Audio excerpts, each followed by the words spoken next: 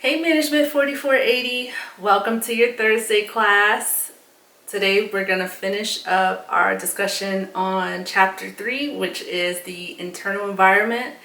I've got my notes here from the PowerPoint I created for you so that we can do a quick preview of the concepts we covered. So on Tuesday we were concerned with the activities that we engage in and the extent to which those activities create value for the firm. And today we're going to be talking about our resources. And so the goal is to identify the resources that the firm possesses and determine whether those resources contribute to a sustainable competitive advantage. And so what do we mean by resources? So when you first open up the PowerPoint, you'll see an article in there that's talking about how your employees are your most valuable assets. And a lot of companies say that. And so that's one example of what we're talking about. So what are our resources and how do they benefit us? And the resource-based view specifically says that when we have resources that are valuable, rare, hard to imitate, and hard to substitute, then those resources that meet those 4 criteria are likely to contribute to a competitive advantage for the company. When we're doing an analysis on resources, we typically divide resources between intangible and tangible. So tangible resources are pretty easy to identify for us and for our competitors. Intangible resources include things like our reputation and the trust and experience of our employees. While intangible and tangible resources are things that we own, organizational capabilities are the things that we do. So an example of this is Whole Foods providing excellent customer service. Another example of this is Apple developing innovative products.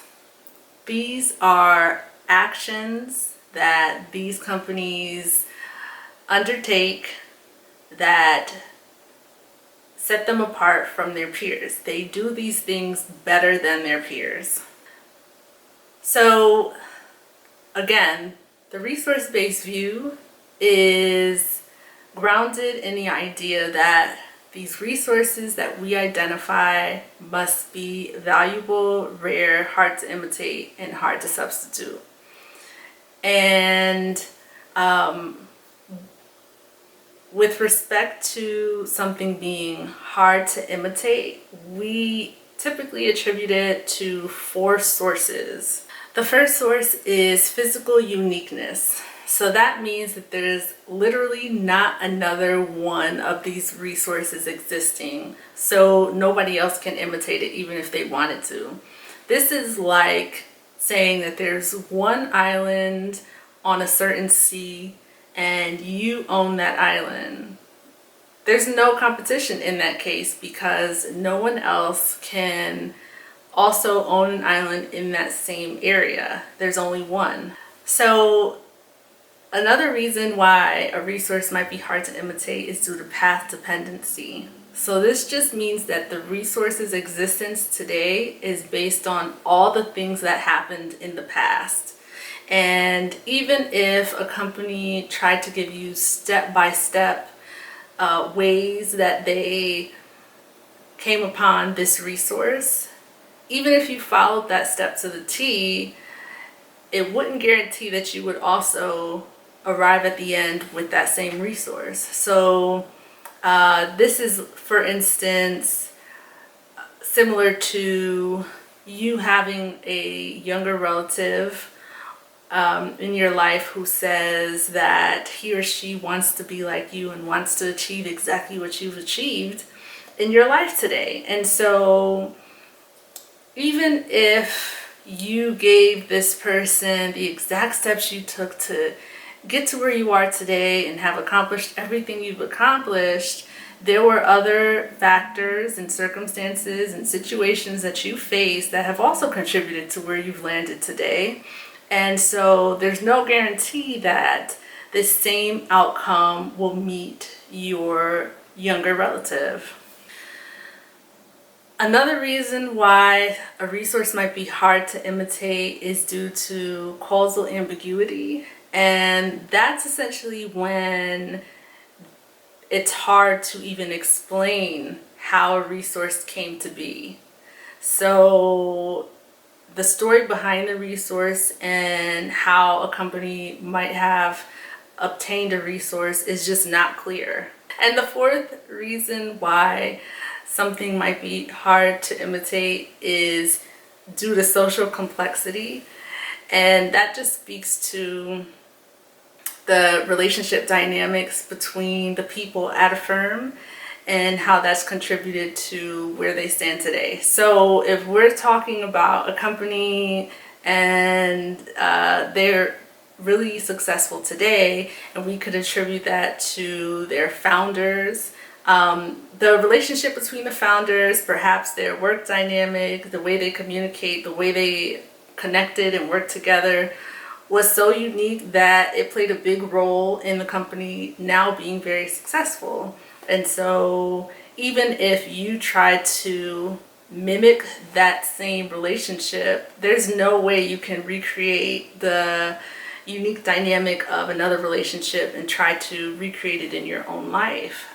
These things are unique based on the members involved. So just remember, when you are analyzing these resources, they have to meet all 4 criteria, not 3 out of the 4, not 2 out of the 4. Only when they meet all 4 criteria do they contribute to a sustainable competitive advantage.